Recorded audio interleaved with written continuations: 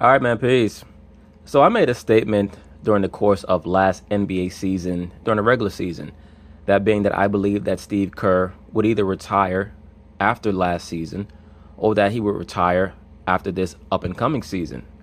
Well, the Golden State Warriors have decided that they're going to sign him to an extension, so we'll see how that goes. But that, of course, has spurred on some conversation over how impactful Steve Kerr's coaching actually is. Now, there are various types of coaches scattered throughout the major sports. Some of them are high-level architects who can build a program from the ground up, and you have those coaches in college and the pros. And other coaches are what I call specialists, meaning you bring them in to take you over the top. Steve Kerr is one of those coaches that you bring in to take you over the top. If he's brought into a situation with the right assets on the roster, he can certainly optimize what they can do. Now, of course, you're going to have your share of naysayers who are going to assess what he does and how well he does it and claim that there are other coaches that can do a better job. Why is that? Because oftentimes they're bedazzled by what the architect can do. The architect oftentimes can take a program that is almost non-existent, very little talent on the roster, and build them up to viability where they're making the playoffs every year, maybe even winning 50 games. But oftentimes, it's very rare that you find an architect that can take you all the way over the hump. Growing up, there were many coaches that could build a program from the ground up. Rick Adelman, George Karl, Larry Brown, those type of coaches. Larry Brown was fortunate enough to win one championship in the NBA, but for the most part, he was the builder. He would come onto a team, join a franchise that oftentimes was moribund, and he would help them get to some form of viability, respectability, competitive level. Larry Brown was able to do that in San Antonio, Indiana, Philadelphia, Detroit. Of course, he got over the hump in Detroit. He was unable to do so with the Knicks or with the Charlotte Hornets. Now, Phil Jackson is an over-the-hump guy. He'll take you over the hump. To this day, there are many fans of the Chicago Bulls who believe that Doug Collins got a raw deal. I never believed that because when you analyze Doug Collins, he was a great X's and O's coach, but he was far too mentally unstable to ever be the coach of a world championship team. That's where Phil Jackson came in. That's where Steve Kerr comes in. And that takes me to my next point. Oftentimes, you'll find that many of these top-level coaches that can take a team over the hump are MK handlers. They have a very in-depth understanding of psychological manipulation. The Greg Popoviches, the Phil Jacksons, so on and so forth. And Steve Kerr, there's no doubt in my mind, he has far too many quote-unquote CIA affiliations, allegedly, for him to not be someone in the know on how to manipulate assets. And just check his bloodline.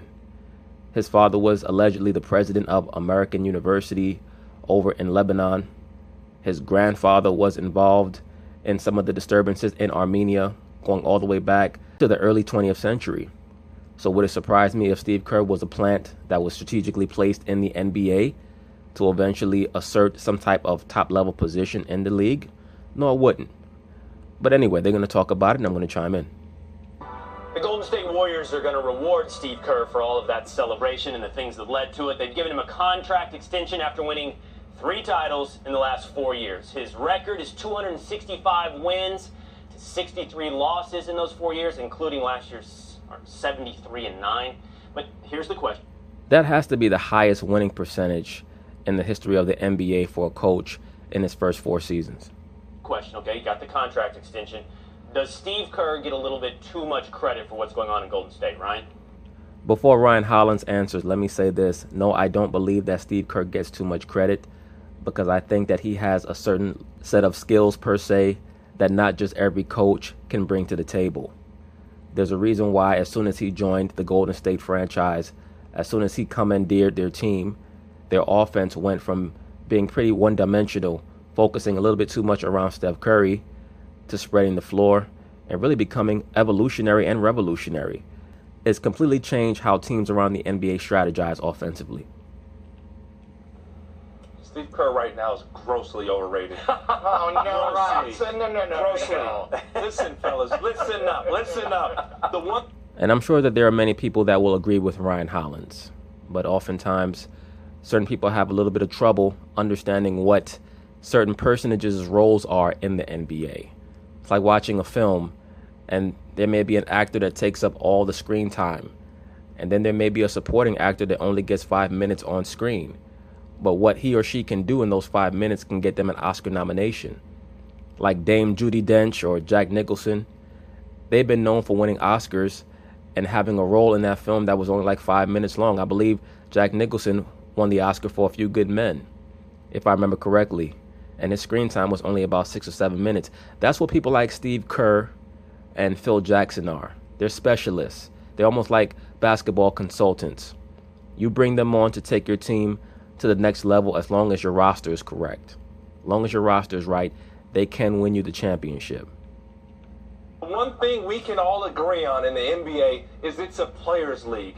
And if we want to look and learn something from the NFL, which Will Cain kept running his mouth on yesterday, is that when you're replaceable, your value isn't as high. There are at least 6 to 10 coaches that I can plug into that Golden State position and would have the exact same success, if not more. I would love to have a franchise hire you as their general manager. It would be grand opening, grand closing. You wouldn't even last a week. He said there's 6 to 10 coaches that could do what Steve Kerr can do. You know, it's easy to see something very clearly when you're looking in the rearview mirror. But when you're looking through the windshield, sometimes it can be a bit fuzzy. No one thought that Steve Kerr was going to do what he's done over the last 4 years when he was hired as the coach of the Golden State Warriors. Me, myself, when Golden State decided to fire Mark Jackson, I said, what the hell are they doing? And they brought in Steve Kerr. And Steve Kerr has done exactly what he needed to do to make people forget Mark Jackson, because Mark did a very good job. He took a team with an asset like a Steph Curry, where people were not quite sure exactly what Steph Curry was after his first couple of seasons. He turned him into an all-star. Really, Steph should have been an all-star in 2013, but he got snubbed. And then he went from being snubbed in 2013 to being the #1 all-star vote getter in the 2013-2014 season. So I give a lot of that credit to Mark Jackson. But their offense was extremely stagnant and predictable. They lost in the first round of the playoffs in 2014 to the LA Clippers. And they went from a team that lost in the first round in 2014 to winning the championship the next year with Steve Kerr. That's almost unheard of. Mark Jackson. Definitely Mark Jackson. How'd you know Mark Jackson was on my list? Sylvia, look at all my list. So you tell me, who's more important, Steve Kerr or Steph Curry? Well, I don't think that's the question. That's not the question, and to be quite frank with you, that's a red herring. Steve Kerr is like a great conductor of a symphony. Steph Curry will be like your lead violinist. It's not a matter of who's more important. They work in tandem. Who is more important? The question was, is he getting too much credit?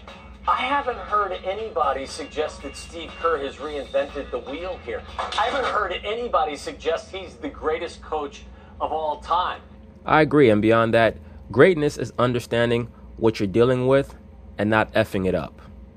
That's truly what greatness is.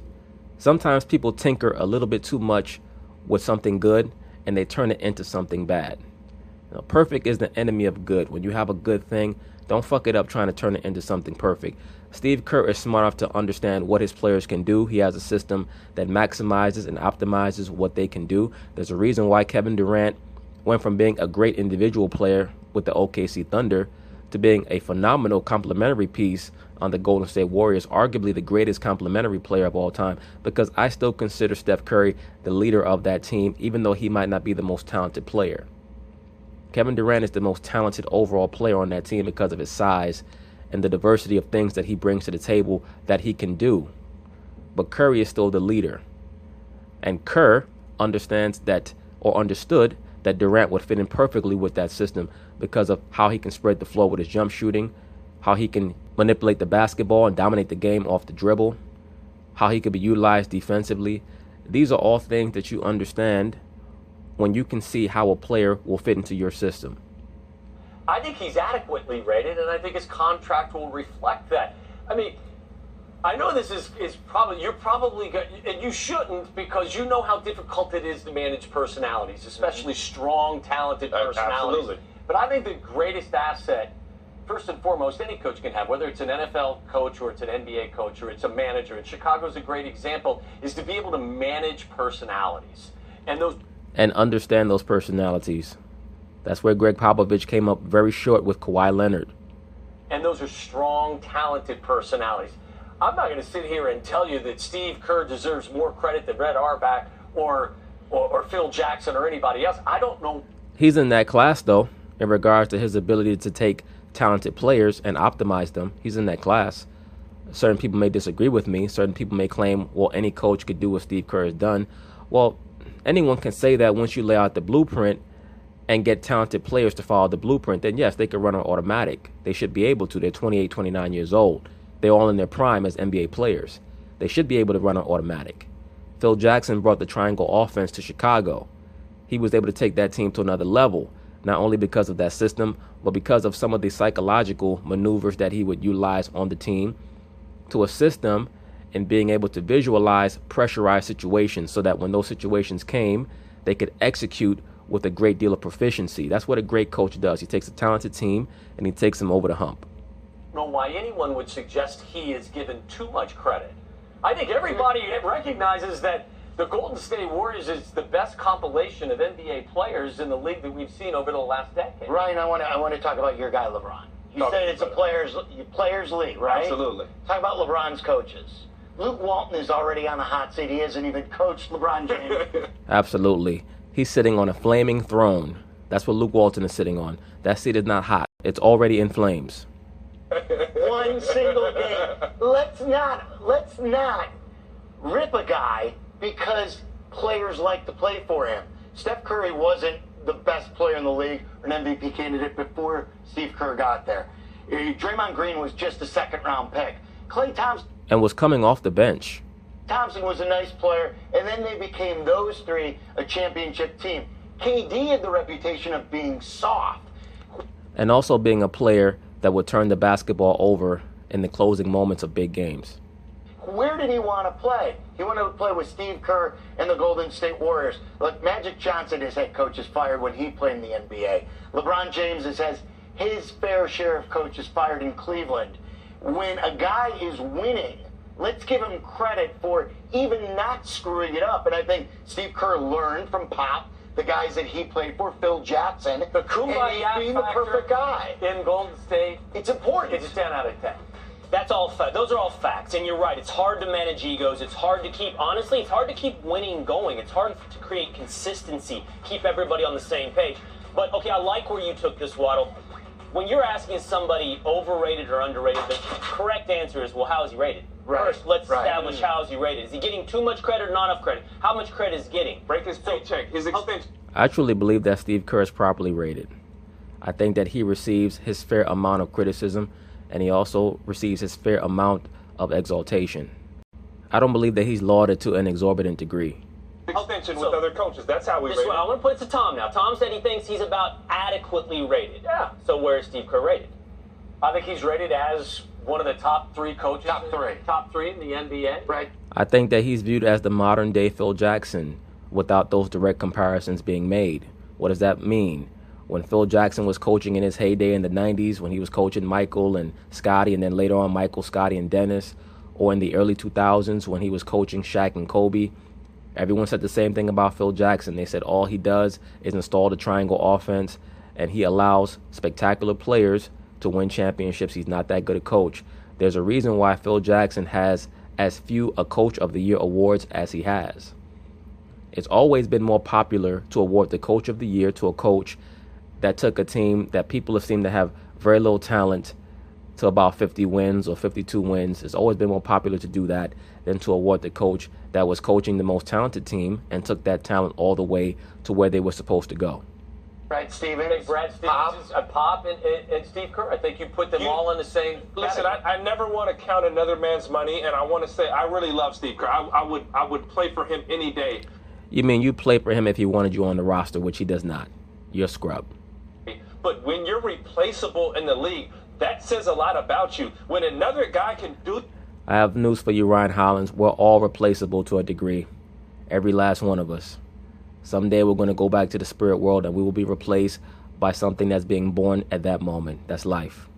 your job, if anybody is underrated or really not acknowledged, I'm going to talk about Mark Jackson. When I competed against the Warriors for the Clippers, I literally watched these guys progress, and much like, young guys learning from Mark Jackson.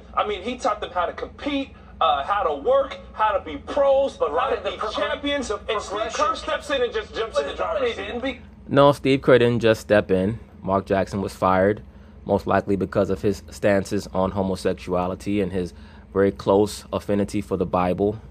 He is a quote-unquote so-called Christian, and that allegedly became a source of offense by many of the members of the Golden State Warrior front office. Steve Kerr is super liberal, as we all know. He's a coach that's battling with Popovich to be the most woke Caucasian coach in the NBA. So there's a reason why Steve Kerr always steps out there and makes many of these super liberal comments pertaining to Donald Trump and race and things of that nature. That's for job security. And because they hadn't won anything under Mark Jackson. And this is no disrespect to Mark Jackson, but the progression continued under Steve Kerr. You're kidding me. Ryan Holland said, "You're kidding me." No, brother, he's not kidding you. Not only did the progression continue, actually it took off. Very similar to the effect that Phil Jackson had when he took over as coach of the Chicago Bulls. I believe in Doug Collins' last season coaching the Bulls, they won 47 games. The year before that, they had won 50 games. Now, even though the Bulls had went far deeper in the playoffs than they had the previous year, it was viewed as a step back that they won 3 less games in the 89 regular season than they did the 88 regular season. Interestingly enough, Phil Jackson was originally considered a company man. He was brought onto the coaching staff by Jerry Krause. Doug Collins and Jerry Krause did not get along. And what Jerry Krause did was he planted Phil Jackson on Doug Collins' coaching staff. Doug Collins and Phil Jackson did not get along.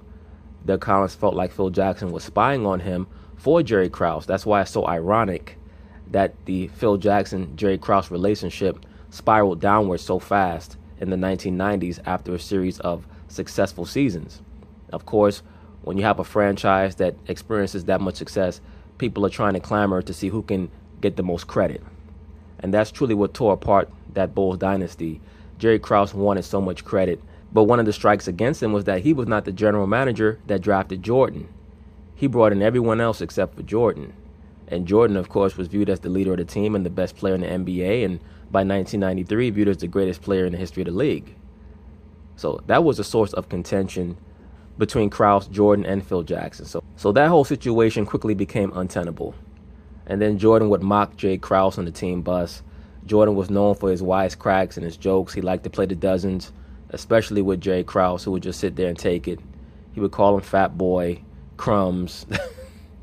That's what he would say. Jordan would make all type of crazy comments towards Jerry Krause. And it was all because he felt like he had to put Jerry Krause in his place because Jerry Krause was trying to take too much credit for the success of the Chicago Bulls.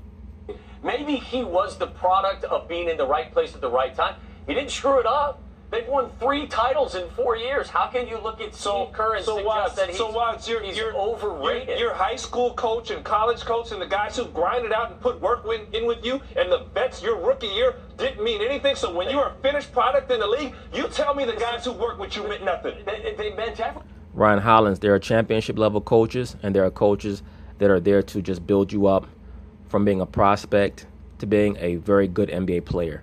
That's what Mark Jackson is. That's why I liken him unto Doug Collins. Everything. This is not a shot at Mark Jackson or anybody else. We're talking about Steve Kerr. And what he has done in a short period of time is he's won 3 titles. Right? It's not easy to coach superstars. People make it sound like, hey, it's a players' league and you win on talent. You do. No one's saying Steph Curry is worse than Steve Kerr. It's better to have Steve Kerr. But what is important is superstars don't coexist well with coaches. We've seen it with the best players. We saw Dwayne Casey, we were just talking about Toronto, get fired with the best record in the league. It's important for a coach to know his spot, know his role, play off well. And I got to tell you this, Will, Steve Kerr's going to the Hall of Fame. Oh, there's no doubt about that. Steve Kerr is definitely going to the Hall of Fame. I mean, shit, he may end up in the CIA Hall of Fame in Langley, Virginia as well. Like, people don't realize. Everybody goes to the basketball. That's true. That's one of my arguments. Everybody does. Yes. Not us, but everybody goes to the Hall of Fame. Steve Kerr, with all of his championships with Chicago, San Antonio, with Golden State, he played on a 72-win team, coached a 73-win team. That's amazing. Okay, this is going to hurt. so I'm going to be careful about how I do this. But I think Ryan You're Collins, agreeing with me I think again. Ryan- You always agree with Well, you me. started out so crazy. I can't remember what you first said. You said something like, what did he say? He's replaceable. He's the most overrated. He's replaceable. I want to. Ryan Hollins is trying to make a name for himself in the sports debate circuit by making a series of hyperbolic assertions so that he can get clicks and his name can get out there. To back away from that. I want to push away from the table there, but say Steve Kerr is getting a little too much credit. From and who? you guys, well, from you, to start out with, you put him in the top 3. Number 1, He's not a top 3 coach in the NBA? look, Steve Kerr absolutely has to be placed amongst the top 3 coaches in the NBA. No lower than 3.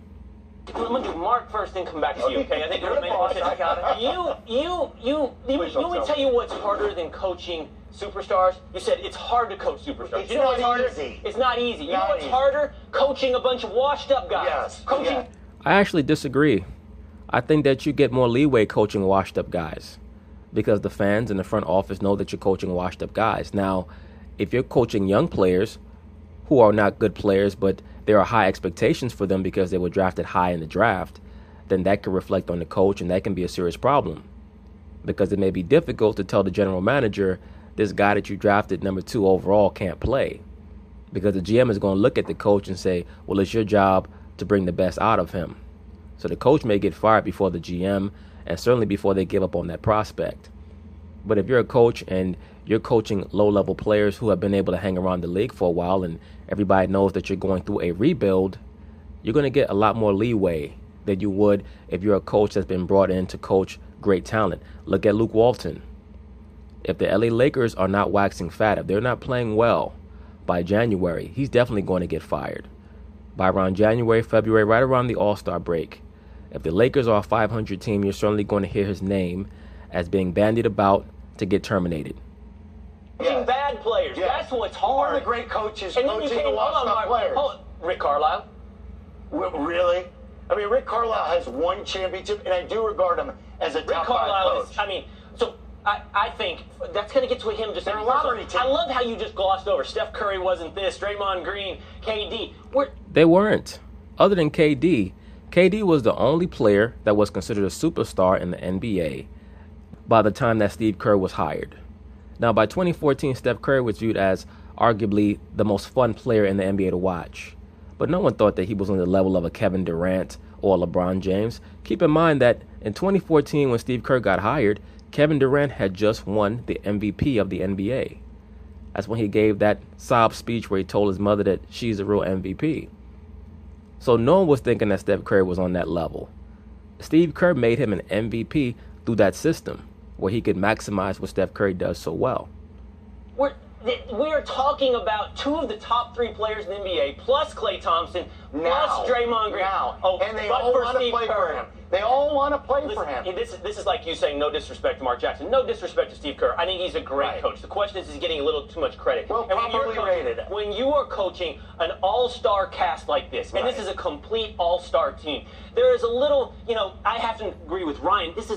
It's amazing to me, once again, it's easy to say that the Golden State Warriors are an all-star team looking through the rearview mirror. At the end of the 2014 playoffs, when Golden State lost in 7 games to the LA Clippers, no one was saying that that was an all-star team.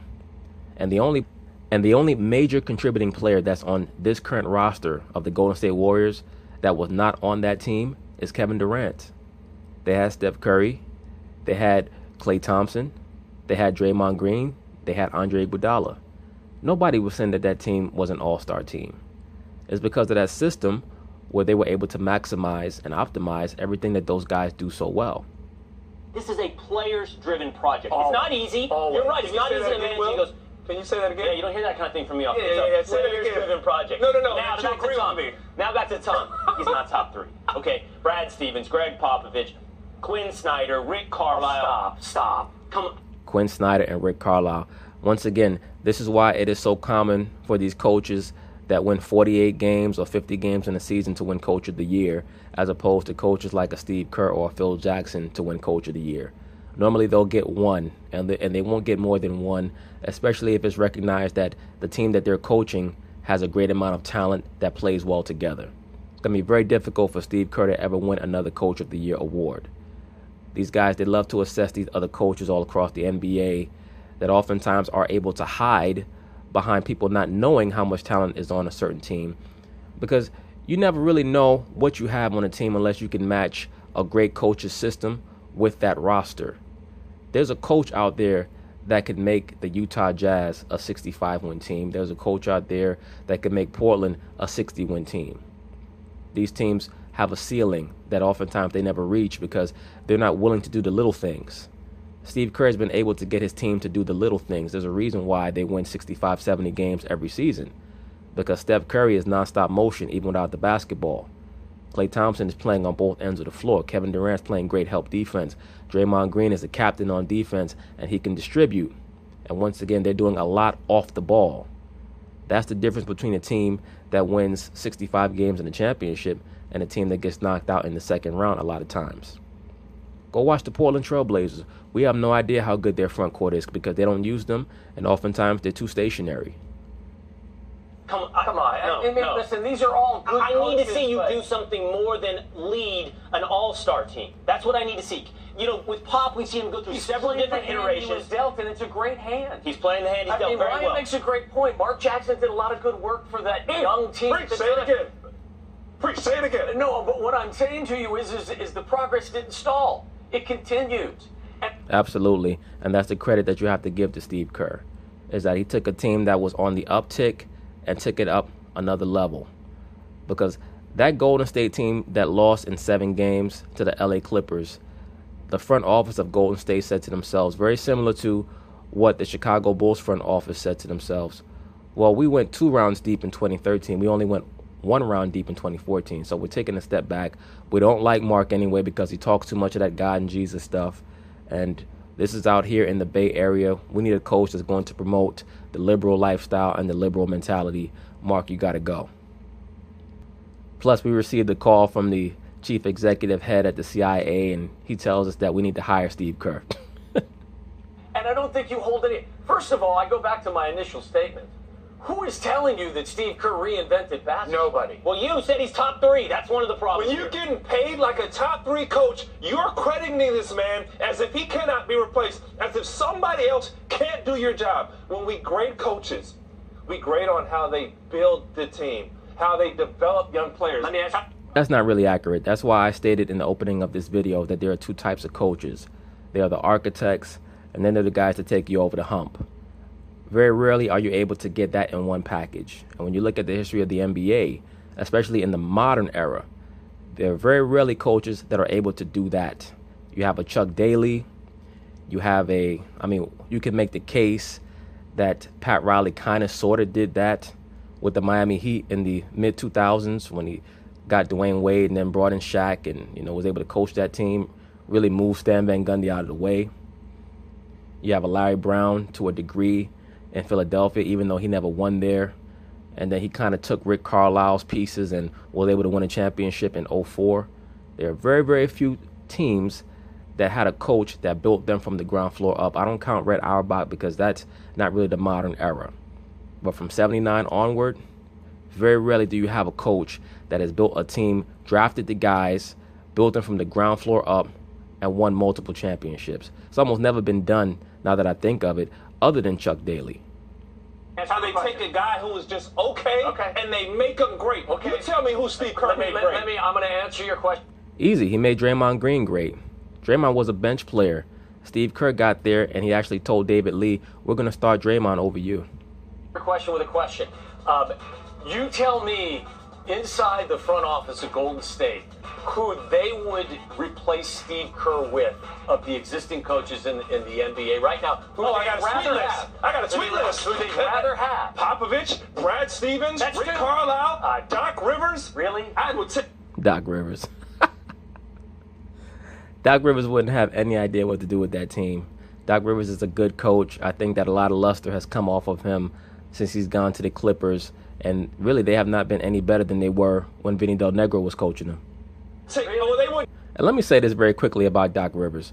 We could make the case that the Big 3 in Boston is what saved Doc Rivers' coaching career. Because he was only a slightly above average coach when he presided over the Orlando Magic with Tracy McGrady, and they gave up a 3-1 lead to the Detroit Pistons. He was a decent coach in Boston, really was on his last legs until they traded for Kevin Garnett and brought in Ray Allen. They were able to win a championship there. They blew a 3-2 lead to the Lakers in 2010. Then he comes to the Clippers. He blows a 3-1 lead again when they were playing against the Rockets. They have tremendously underwhelmed, and he showed a very, very poor ability to bring his team together. Of course, they were going at each other like cats and dogs in the locker room, Chris Paul and Blake Griffin and all those guys. So of course, a lot of luster has come off of Mr. Doc Rivers. Doc Rivers? Take Mark Jackson. Yes, Doc Rivers is a champ. I gotta go. And Doc Rivers.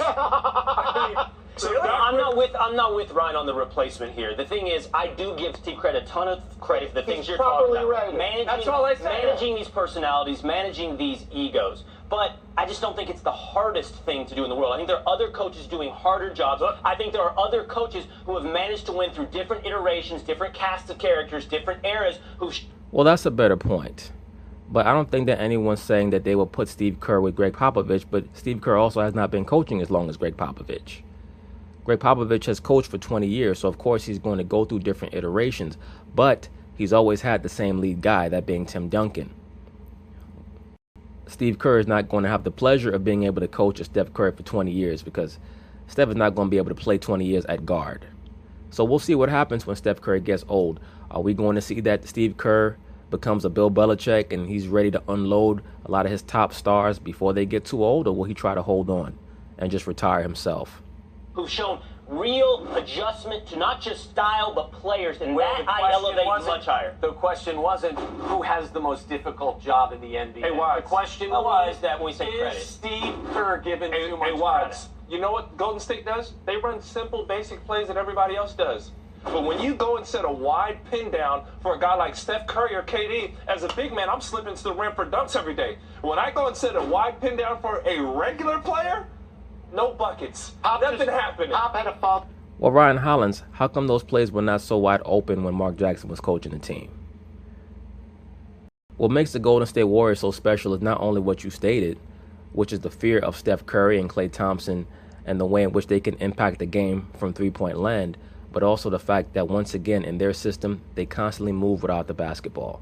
And they constantly move the basketball. Falling out with Kawhi. You had the situation that you've had with LeBron James. It's not as easy as it looks to coach stars. It's not as easy. Well, I bet you took the stars. I bet you take that problem. Of course I would. Yeah, exactly. Ask Ty Lue and Blatt. They got Look, championships. I with would LeBron. rather coach the Warriors than the Pistons. Don't get me wrong. Okay. I'm just suggesting I think Steve Kerr is rated just about where he should be rated. Okay. In my word, he's He'll be a top three. front runner. Why? Come on. I agree with you, sir. I believe that Steve Kerr is properly rated as well. Come on, man. It's All right, listen here. We're going to get back from behind. Trust me. We're going to get back to Kawhi versus DeRozan a little bit later in the show. But anyway, that's pretty much it on that. We'll see how the Warriors' fortunes fare this up-and-coming season, and Mr. Steve Kerr as well. So peace.